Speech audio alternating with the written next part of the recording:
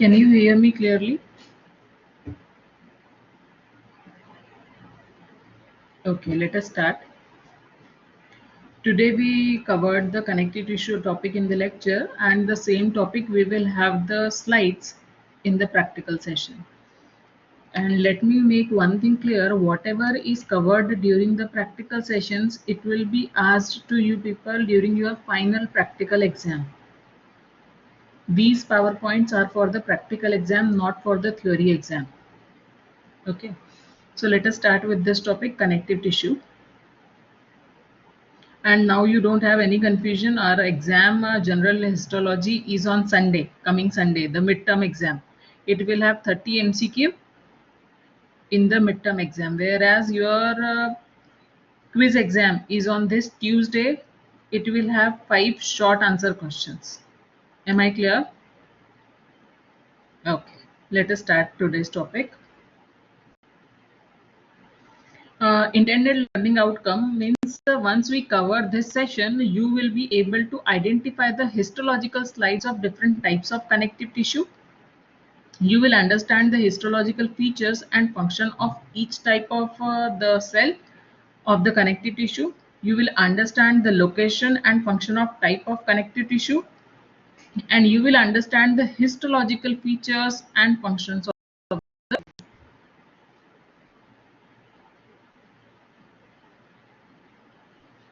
What is such a big confusion? It is very clear that quiz is a short answer question and midterm is a MCQ. So what is the confusion? I am really unable to understand. In the announcement also I have written the type of question, what is the meaning of short answer question. Everything is clear. Why so many times? Okay, now I feel it is clear. The MCQ is multiple choice question which will be asked to you in midterm. SAQ is short answer question which will be asked to you in quiz. Is it clear? Okay, done. Let us start. So today we will have 5 slides, that is loose connective tissue, cells of the connective tissue, dense irregular connective tissue, dense regular connective tissue, and adipose connective tissue. These sessions are kept because it is not possible for any faculty to explain each and everything again and again in the lecture, because there is a allotted time in the lecture in which we have to cover the topic. And if we keep on answering the questions in between, then the continuity for all the student will not be there. So in the practical session, now we have enough time to discuss each and everything. The first slide is the slide is clear to you? Okay, is it clear to you? Okay, let us start. In this in this slide you can see clearly, this is the first slide. Here you can see this is the loose connective tissue. Okay, this slide is showing the loose connective tissue. Now you all know the components of the connective tissue. It basically has 3 components: the cellular component, the collagen fibers, and the ground substance. So here on your right, left hand side, you can see clearly the fibroblast. These are the cellular components.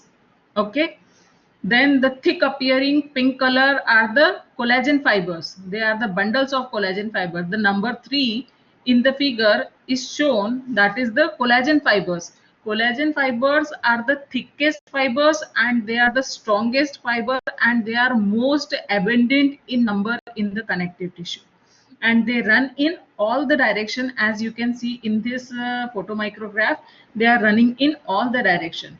The other type of fiber, here you can see at number 10, it is the elastic fiber, or at number 5 is the elastic fiber. The dark blue appearing thin is the elastic fiber. The elastic fibers are very thin, and these are the fibers which will provide the elasticity to the tissue. Okay, these fibers usually are straight and they connect with each others to form the network, and that is why the term here, they form the branching and anastomosing network.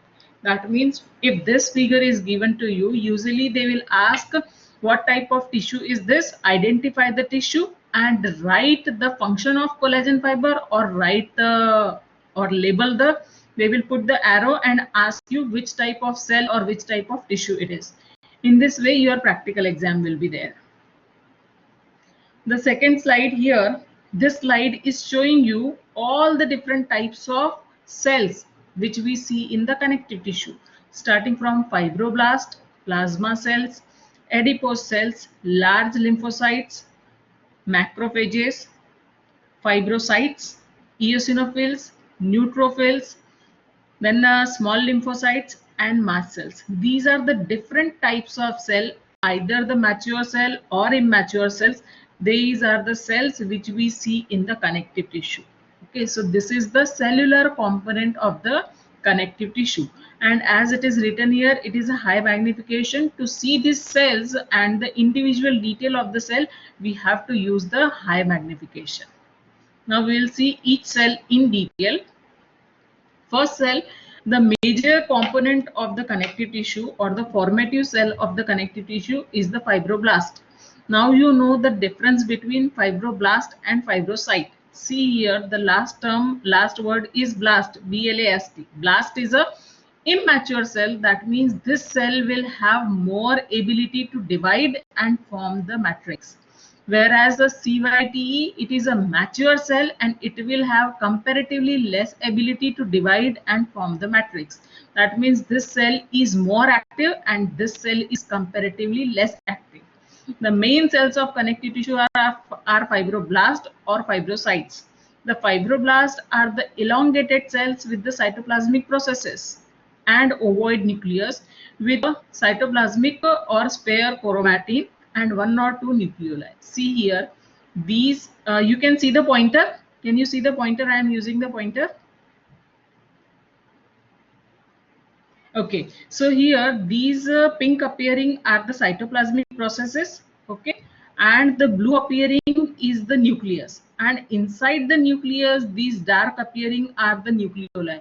That means fibroblasts are the cells with the multiple cytoplasmic processes, single nucleus and two or three nucleoli. This is the structure of fibroblast. If we see fibrocyte, they are comparatively smaller than the fibroblast and they are spindle shaped. Spindle shape. This is the spindle shape. And the nucleus is in the similar shape, but they do not have the cytoplasmic processes as we saw here in the fibroblast. Okay. This is the difference between fibroblast and fibrocyte. Fibroblasts have cytoplasmic processes. Fibrocytes, they do not have the cytoplasmic processes. Now functions. The fibroblasts are highly active cells and they synthesize collagen fibers, reticular fiber and elastic fiber. That means all the three types of fibers are synthesized. Synthesized means formed by the fibroblast, as well as the carbohydrates, as well as glycosaminoglycan, proteoglycan and glycoproteins. That means this is the extracellular matrix. This matrix is also formed by the fibroblast. This is the function of the fibroblast. Coming to the fibrocytes, what is the function of fibrocytes? They are spindle shaped cells and comparatively smaller than the fibroblasts because they are mature cells and they are comparatively less active than that of the fibroblasts. That means the fibrocytes also have the same function, but they will be comparatively less active than the fibroblast. Is it clear? The next slide or the next cells, plasma cells and the adipose cell. Plasma cell, here you can see the picture clearly. See here, these cells are typically large cells with eccentrically placed nucleus. This is the center of the cell and they are away from the center. That is why the term is used, eccentrically placed nucleus. That means the nucleus of the cell is away from the center. That is why the term is eccentrically nucleus. And in the nucleus you can see the chromatin material, it is clumped, that is aggregated and giving a typical cartwheel appearance. Cartwheel means the wheel of a bullock cart, that is called as cartwheel appearance. And it is present usually in the connective tissue. The next cell is adipose cell. We have seen it in the theory also. Here you can see the outer layer. This is the rim of the cytoplasm, a layer of a cytoplasm. Here in the center, they and eccentrically placed nucleus. Eccentrically placed nucleus means this is the nucleus of the cell, but it is away from the center. That is why the term is used as eccentrical nucleus, away from the center. But here this cell is appearing empty, as I told you during the theory. Here usually there will be a fat globule which will be present in the cell. But when we prepare the slide, this fat globule get dissolved in the chemicals and we get the empty space, because fat is soluble in the organic solvents and we use the organic solvents to prepare the slides. So this fat globule is dissolved and we get the clear space at the center of the cell. Is it clear? Now plasma cells, the functions of the plasma cell. The plasma cells are derived from the lymphocytes when they are exposed to the antigens, and they synthesize and secrete the antibodies to destroy the specific antigen and defense for the body against the infection. That means whenever there is any infection, the plasma cells, they will destroy by formation of antibodies. This is the function of plasma cells. Adipose cells, they provide the storage area of the fat or the lipid, and they protect by providing the insulation, as we discussed in the lecture. That means two functions of adipose cells: one is the storage of the fat and second is protection by providing the packing material or insulation. These are the functions of adipose cells. These four cells are clear. Now the next slide, it is showing you the large lymphocyte, small lymphocyte and macrophages. The difference between the large lymphocyte and small lymphocyte is primarily of the size of the or the amount of the cytoplasm. Here in the large lymphocyte, you can see large amount of cytoplasm. This is the cell, okay? This blue appearing is the nucleus, and this complete area inside the cell is the cytoplasm. If you see small lymphocyte, the size of nucleus is larger, but the amount of cytoplasm is less. So it is called as small lymphocyte. Large lymphocyte and small lymphocyte are the spherical cells. The shape of the cell is spherical and they differ primarily in the greater amount of cytoplasm present in the large lymphocyte. As I told you, here the cytoplasm is more, that is why the term is large lymphocyte. Here the cytoplasm is less, so the term is small lymphocyte. They stain dense staining nuclei.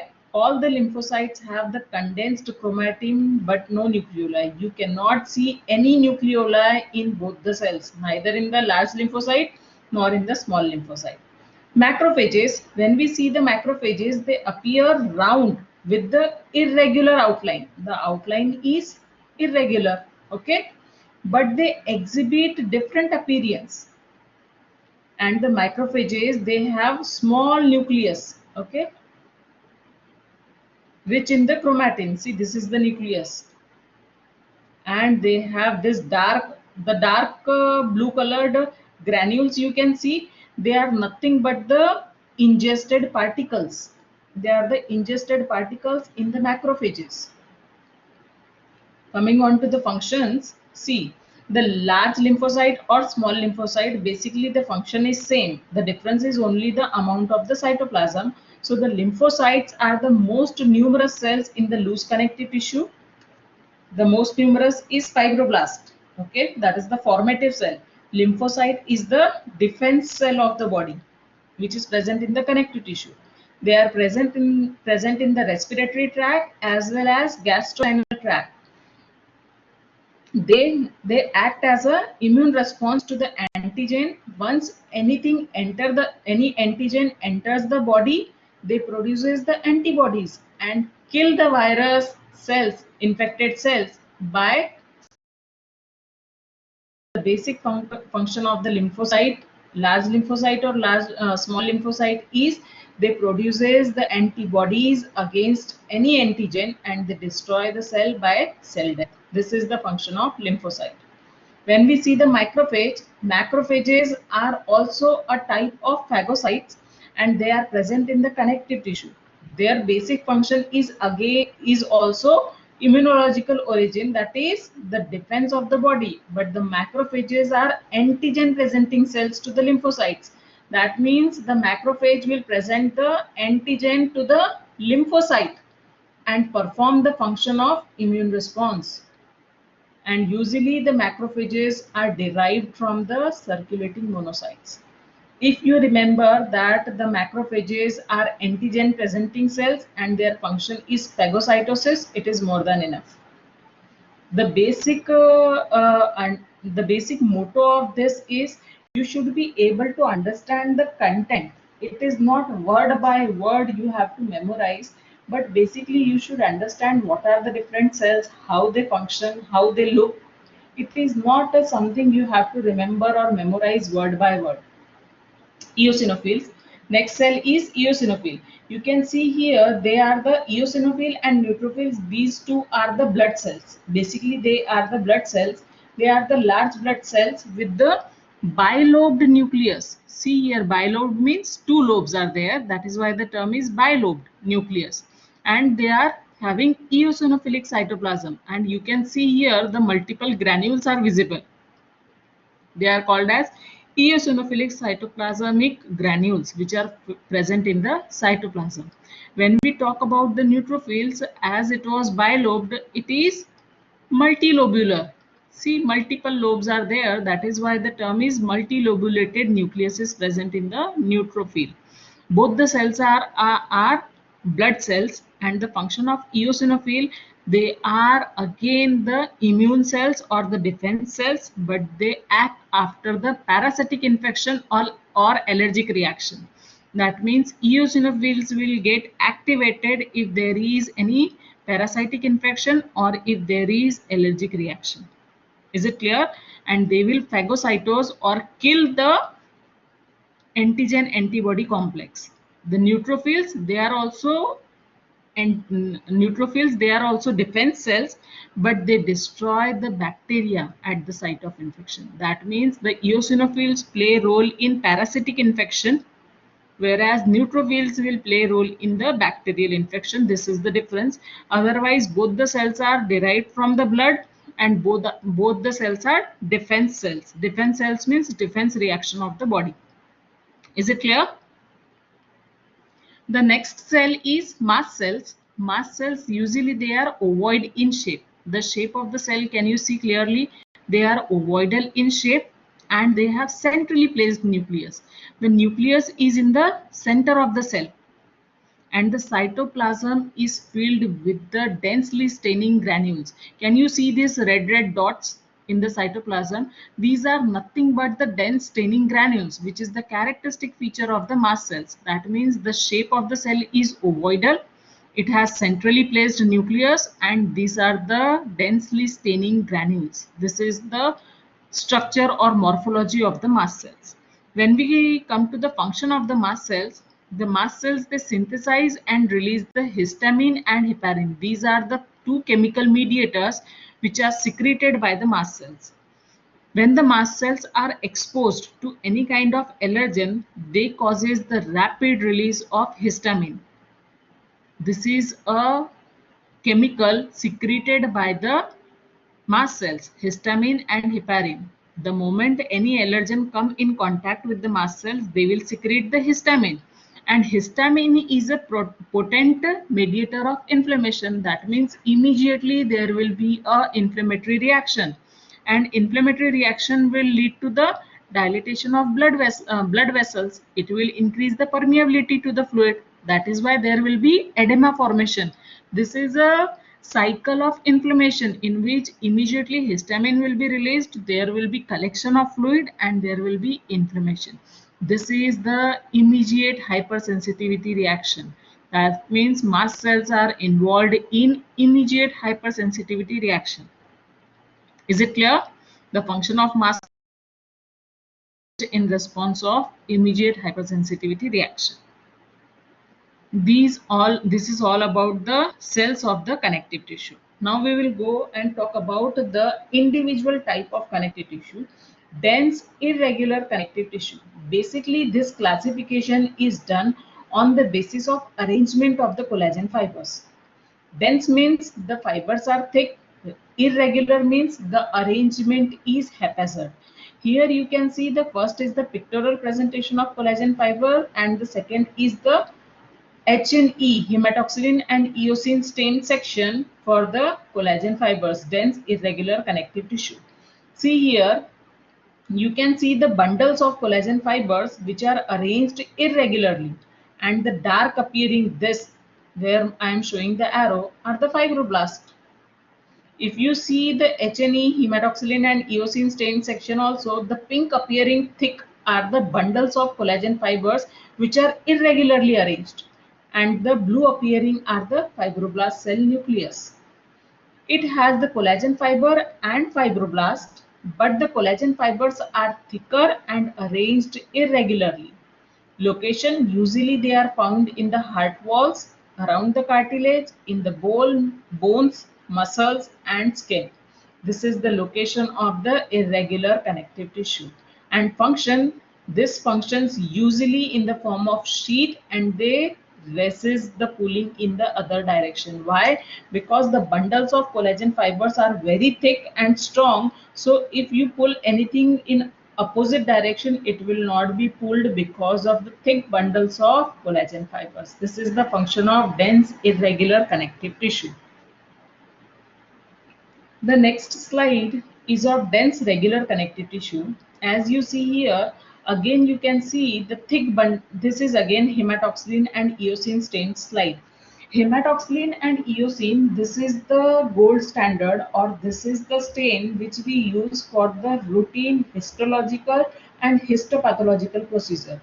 That means if we take the biopsy of the patient, I hope you know biopsy. Biopsy means when we take a small piece of tissue from the patient's body for examination under the microscope, we call it as a biopsy. When we do the routine biopsy procedures, the staining technique used for the tissue is hematoxylin and eosin. So whatever slides you will have, all are the hematoxylin and eosin stained slides. See here, this is the next slide showing you the dense regular connective tissue. Here again, the pink appearing are the thick bundles of collagen fiber, whereas the blue appearing are the fibroblast. The cell is showing the blue is the nucleus, and as it is the pressed against the thick bundles of collagen fibers, so it is appearing flat. It is because in between the collagen fiber bundles, the fibroblast cell is compressed. That is why the nucleus is elongated. Otherwise we saw the nucleus was not of this shape, but because of compression between the thick bundles of collagen fibers, it is appearing elongated. The function, collagen fibers are arranged in the parallel bundle, which make this tissue flexible but resistant to the stretching. So the tissue will be flexible here. That is why this is found, this particular dense regular connective tissue is found in the tendons and ligament, because there we need maximum amount of flexibility. And fibroblasts here are found in the rows because the bundles of collagen fibers are present in between. I hope this is clear. This is the dense regular connective tissue. The next slide. The next slide is adipose connective tissue. Adipose connective tissue means these are the basically the fat cells. As you know, here again the fat cell is appearing clear. These are the adipocytes. Cytes means they are comparatively mature cells. Here they before the preparation of this slide, this cell was occupied by the fat globule. That means the fat was stored here inside the adipocytes. But when we do the preparation of the hematoxylin and eosin stained slide, this fat globule will be dissolved in the organic solvents, and we get this clear space. This was the lipid droplet which is now dissolved, and now we can see here is the clear space. See, this nucleus is away from the center, so we call it as a eccentrically placed nucleus, and there is only a rim of the cytoplasm. Okay, and the whole cell is appearing empty. Actually, this whole cell in the body will be filled with the fat. Okay, that is why the nucleus is pushed away from the center, and this whole cell will be filled with the fat. This is the storage of the fat. But as we process the tissue, the fat will be dissolved. So the cell will appear empty and the nucleus will appear away from the center, eccentrically placed. The cells are adipocytes and they are specialized in storing the fat. Adipocytes are tightly packed with the very little matrix. See here, one cell is attached to another. See, the connection between the cells is there and the matrix between the cells is very less. That is why it is called as very little matrix. They are accumulated. Okay, I'll come to it. This question I'll tell you once I finish this. They are accumulated under the skin and yellow marrow of the long bones, and they usually function as the energy reservoir, and they provide the insulation and protection to the body. Insulation how? Suppose somebody hit you, as you know, below the epithelium, that is our skin, we have a layer of connective tissue which contains lipid, that is the fat cells. So when anybody is hitting you, it acts as a cushion, and so that is why the internal organs are not damaged, and it acts as a shock absorber because of presence of this fat or the lipid in the connective tissue. This is the basic function of adipose tissue, is to provide the energy reservoir or act as an insulation or protection and support. This is the function of adipose tissue. I hope these slides are clear. I will explain this question to you, the fibroblast and fibroclast, but these slides are clear to you. Do you have any question related to these slides? Okay. Now, somebody wrote the question, what is the difference between the fibroblast and clast? Now you know the now you know the difference between the blast cell and the site. Blast are the immature cell and they have the high ability of formation or dividing. Okay. And the site cells are, they are comparatively mature and they have less ability of formation of matrix. Similarly, if any cell is there which is having the last digit as clast, C-L-A-S-T, clast. Clast means resorbing cell or the destroying cell. Fibroclast means these are the cells which will eat or which will destroy the the connective tissue. Like you have osteoblast, that is the bone forming cells, and osteoclast, bone dissolving cells. This is applicable everywhere. The blast cells are the formatting cells and the clast cells are the dissolving or destroying cells. Am I clear? It is applicable everywhere. If you say odontoblast, dentin forming; odontoclast, dentin resorbing cells; fibroblast, fiber forming cell; fibroclast, dissolving cells. Similarly for bone, it will be osteoblast, osteoclast; cementoblast, cementoclast. Any tissue you say, it is always a blast cell and a clast cell.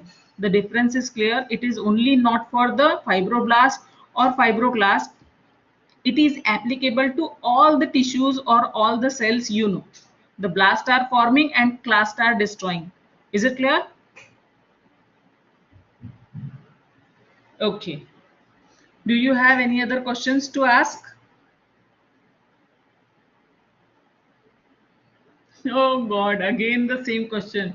How many marks in midterm? 30 marks, 30. Uh, the midterm, wait, I will share one thing. Wait, not 30 marks. Wait, I will share one thing with you to make it easy for everyone.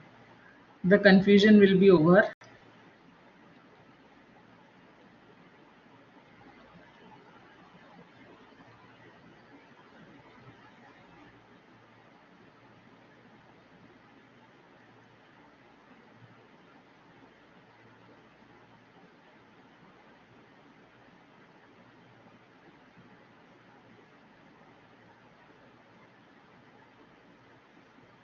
You have this, I hope, all of you. Do you have this? I gave you in the first lecture. See here. The quiz is in fifth or sixth week, having 5 marks. Wait, wait.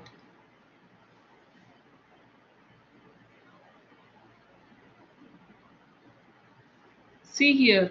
Quiz is in the 5th or 6th week, 5 marks. Group assignments, you will have 20 marks. Midterm written exam, it will have 20 marks. It will be 30 MCQ for 20 marks. Final practical exam, 15 marks. Final written exam, 30 marks. And your professionalism is 10 marks. This is how is your mark distribution throughout this semester. There is no confusion about it. Now your midterm exam is for 20 marks. Okay, is it clear now? So now study well. Now you will have your quiz on Tuesday and your midterm exam on Sunday. Good luck, do well. If you need anything, you can drop me a message. Thank you.